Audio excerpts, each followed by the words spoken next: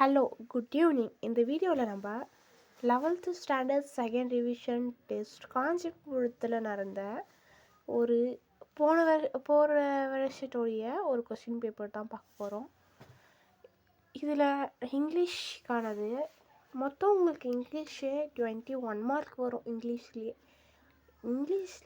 21 mark எழுதிட்டா வேறு எதுவும் தேவையில்லை. இப்போது ஃபஸ்ட்டு 3 வந்து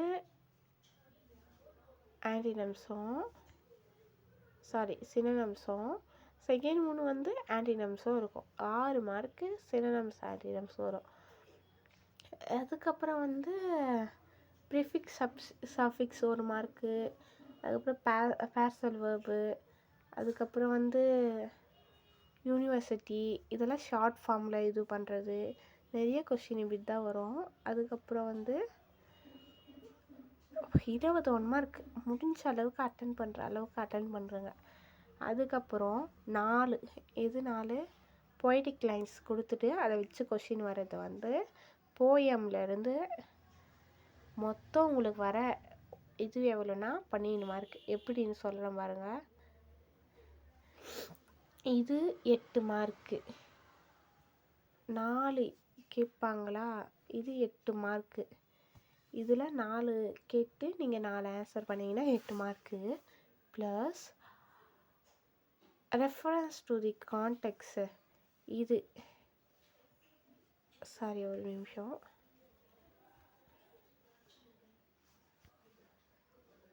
இஆர்சி இது கேட்பாங்க. இது வந்து ஒரு 6 மார்க்.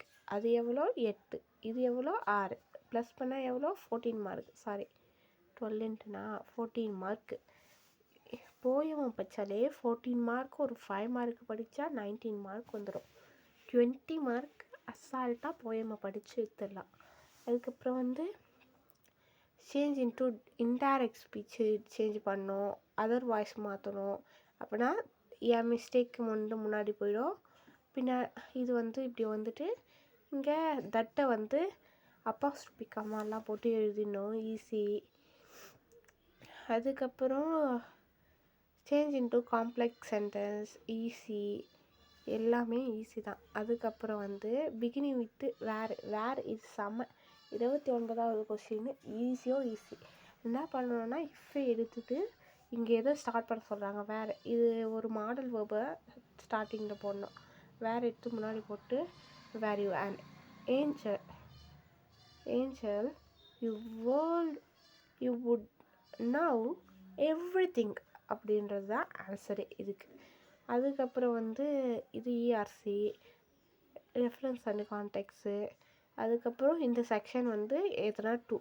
இது கூட எப்படின்னா கன்ஃபார்ம் ஃபஸ்ட் லெசன் கிராண்ட் மதர்லேருந்து வந்துடும். நெக்ஸ்ட்டு மேரி கோம்லேருந்து எதனா ஒரு கொஸ்டின் வரும். மேரி கோமும் படிச்சுக்குங்க. அதுக்கப்புறம் வேறு எதுலேருந்து தான் வரும். இதை படித்தாலும் நீங்கள் இதெல்லாம் எழுதிடலாம். நெக்ஸ்ட்டு இது நீங்கள் படிக்க வேண்டிய அவசியமே இல்லை. இந்த டாபிக் மட்டும் நீங்கள் படிக்க வேண்டிய அவசியமே இல்லை. அதுவே இந்த சார்ட் கொடுத்துருவான், இல்லைன்னா ஒரு லெமன் டீ மேக் பண்ண சொல்லுவான், நோட்டீஸ் ரைட்டிங் கொடுப்பான். அதை படிக்க வேண்டிய அவசியமே இல்லை. இல்லைன்னா இது மாதிரி கொடுத்துருவான், அவங்களே ஆன்சரை கொடுத்துட்டு அதை ஃபில் பண்ணுற மாதிரி வரும். இதுவும் ஒரு வகையில் ஈஸியானது தான். அதுக்கப்புறம் வந்து ஒரு நிமிஷம் வேணும்னா ஸ்க்ரீன்ஷாட் எடுத்துக்கோங்க. பிடிஎஃபை லிங்க்கை டிஸ்கிரிப்ஷனில் மென்ஷன் பண்ணுறேன். ஃபஸ்ட்டு 3 யூனிட்டோடைய பேராகிராஃபை ப்ரோஸ் போயம் சப்ளிமெண்ட்ரி படித்தாலே எல்லாத்தையும் அட்டன் பண்ணிடலாம். இப்போது ஃபார் எக்ஸாம்பிள் இதில் என்னென்ன கேட்டு வச்சுருக்கான், கிராண்ட் மதர் படிச்சிருந்தா அது ஃபஸ்ட் யூனிட் அதை எழுதியிருக்கலாம். ஃபர்கெட்டு 3rd யூனிட் அதை எழுதிட்டு இருக்கலாம். இப்போது 2 எழுதிடலாம். அதுக்கப்புறம் கிப்ரில் ஒக்காரா, இது ஃபஸ்ட் யூனிட்டே தான், ஃபஸ்ட் யூனிட்டோடையது. அதுக்கப்புறம் இது வேறு ஏதோ யூனிட்டு, ஃபஸ்ட்டு 3 கிடையாது. அதுக்கப்புறம் ஜிமிபோ ஃபஸ்ட் யூனிட்டோடைய ஆஃப்டர் 20 இயர்ஸு. அந்த கொஸ்டின் இதுவும் ஈஸி தான். இந்த கொஸ்டினும் ஃபஸ்ட் யூனிட்லேருந்தே தான் எல்லாம் எழுதுதான் பாருங்கள். அப்போது ஃபஸ்ட் யூனிட் எவ்வளோ இம்பார்ட்டண்ட்டு. அதுக்கப்புறம் சம்மரி, நோட்ஸ் மேக் நோட்ஸ்னு கேட்டுருக்கான். சம்மரி கொடுக்கல. சம்மரி கொடுத்தா உங்களுக்கு ஜாக்பாட். அதுக்கப்புறம் கன்ஃபார்ம் ஒரு லெட்டர் வந்துடும். 45th கொஸ்டின் ஆல்வேஸ் லெட்டர் தான். எதுனா ஒரு 2 லெட்டர் கொடுத்துட்டு அதில் ஒரு லெட்டர் அட்டன் பண்ண மாதிரி. ஸ்பாட் தி எரர் கொடுப்பான். Fill in the bank suitable, அதாவது ஸ்க்ரீனு சீனு. அதுக்கப்புறம் வந்து இது கேட்பான், மாடல் வேர்பு கேட்பான், அதுக்கப்புறம் செமி மாடல் வேர்பு கேட்பான், எல்லாமே கேட்பான். இது கொஞ்சம் கஷ்டமானது தான். இதுக்கு பதிலாக எரர் கொடுப்பான்.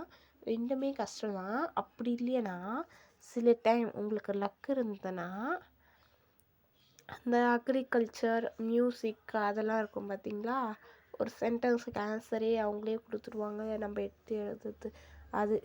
இப்போது அதுக்கப்புறம் கடைசியில் ஒரு பேராகிராஃப்னால் அந்த பேராகிராஃபை வந்து படிச்சுட்டு ஆன்சர் பண்ணுற மாதிரி. இந்த பேராகிராஃப் என்ன, வாட் இஸ் பொல்யூஷன், அதுலேயே ஆன்சர் இருக்கும். நீங்கள் எங்கெங்கே பொல்யூஷன் இருக்குதுன்னு மட்டும் பாருங்கள். பொல்யூஷன் இஸ்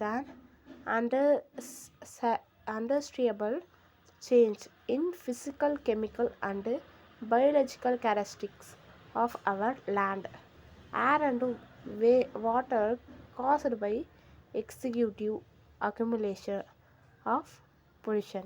அவ்வளோதான், இதுதான் இதுக்கு ஆன்சரே.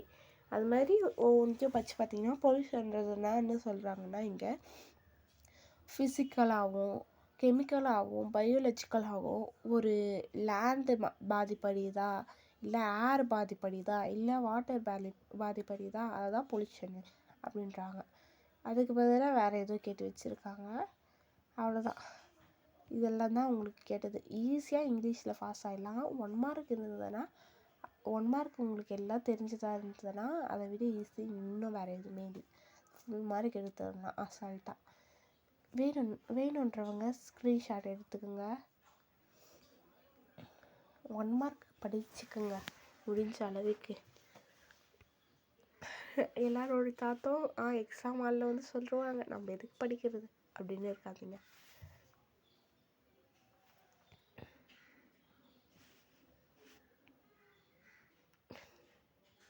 ஸ்க்ரீன்ஷாட் எடுத்துக்கோங்க.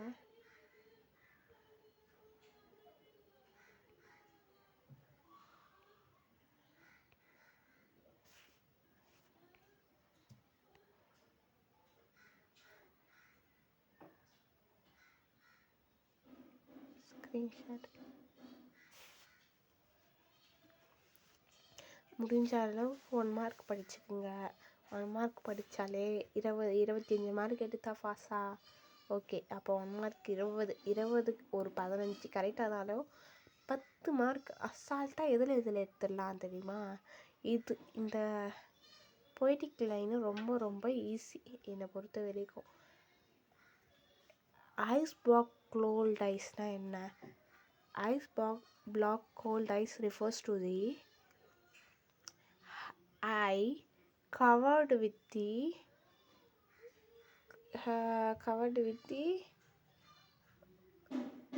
கோல்டுன்னு ஏதோ ஒன்று தான் வரும், ஞாபகம் வர மாட்டேங்குது. சரி, நீங்கள் ஓகே. தேங்க்யூ ஃபார் வாட்சிங் this video. Please like and subscribe பண்ணுறேங்க. உங்கள் ஃப்ரெண்ட்ஸுக்கும் மறக்காத ஷேர் பண்ணுறேங்க. பாய்.